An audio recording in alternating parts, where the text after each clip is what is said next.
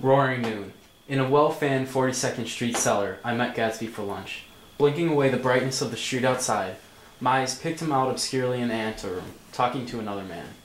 Mr. Caraway, this is my friend Mr. Wolfshine. A small, flat-nosed Jew raised his large head and regarded me with two fine growths of hair which luxuriated in either nostril. After a moment, I discovered his tiny eyes in the half-darkness. So I took one look at him. What do you think I did? What? But evidently he was not addressing me, for he dropped my hand and covered Gatsby with his expressive nose. I handed the money to Catspa and said, "All right, Catspa, don't pay him a penny till he shuts his mouth." He shut it then and there. Gatsby took an arm of each of us and moved forward into the restaurant, whereupon Mr. Wolfsheim swallowed a new sentence he was starting and lapsed into a somnambulatory abstraction. Highballs? This is a nice restaurant here, but I like across the street better. Yes, highballs. It's too hot over there. Hot and small, yes, but full of memories. What place is that? The old Metropole, full of faces dead and gone, filled with friends gone now forever. Can't forget so long as I live the night they shot Rosie Rosenthal. It was 6 of us at the table, and Rosie had eaten and drunk a lot all evening. When it was almost morning, the waiter came up with a funny look and said someone to speak to him outside. "All right," Rosie said. But when he was about to get up, I grabbed him and held him in his chair. "Let the bastards come in here if they want you, Rosie. But don't you, so help me, leave this room." It was 4 o'clock in the morning then, and if we'd have lifted up the blinds, we'd have seen daylight. Did he go? Sure he went. He turned round in the door and says, "Don't let that waiter take away my coffee." Then he went outside on the sidewalk and they shot him 3 times, full of belly, and drove off. 4 of them were electrocuted. 5 with Becker. I understand you're looking for a business connection? The juxtaposition of these two remarks was startling. Gatsby answered for me. Oh no, this isn't the man. No? This is just a friend. Told you we'd talk about that later. I beg your pardon, I had a wrong man. A succulent hash arrived, and Mr. Wolfsheim, forgetting the more sentimental atmosphere of the old metropole, began to eat with ferocious delicacy.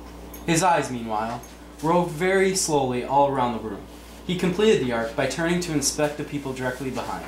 I think that, except for my presence, he would have taken one short glance beneath our own table. Look here, old sport. I'm afraid I made you a little angry in the car this morning. There was that smile again, but this time I held out against it. I don't like mysteries. And frankly, I don't understand why you won't come out and just tell me what you want. Why does it all have to come through Miss Baker? Oh, it's nothing underhand. Miss Baker's a great sportswoman, you know, and she'd never do anything that wasn't alright.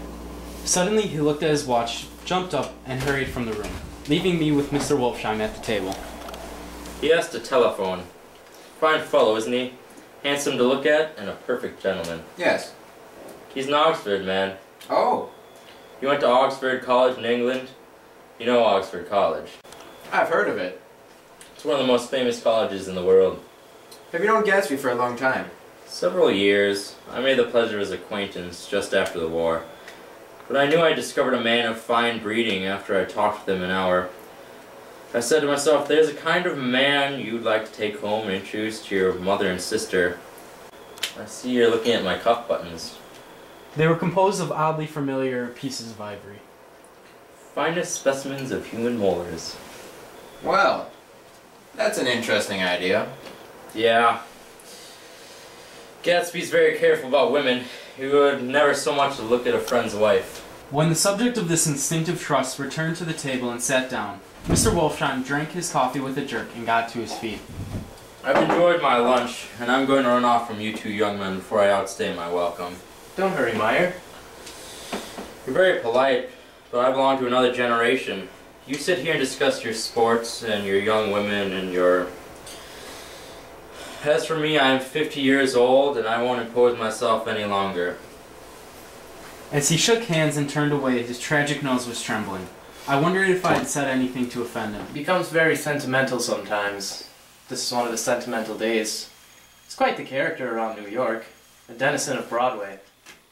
Who is he, anyhow? An actor? No. A dentist?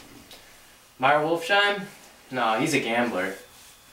He's the man who fixed the World Series back in 1919. Fixed the World Series? The idea staggered me. I remembered, of course, that the World Series had been fixed in 1919. But if I had thought of it at all, I would have thought of it as a thing that merely happened.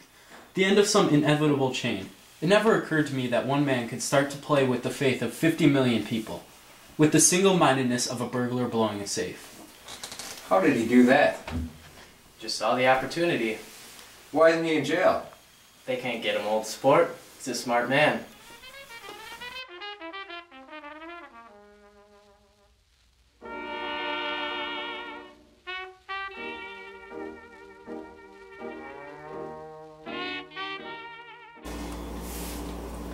A succulent hash arrived, and Mr. Wolfsheim, forgetting the more sentimental atmosphere of the old metropole, began to eat with ferocious delicacy.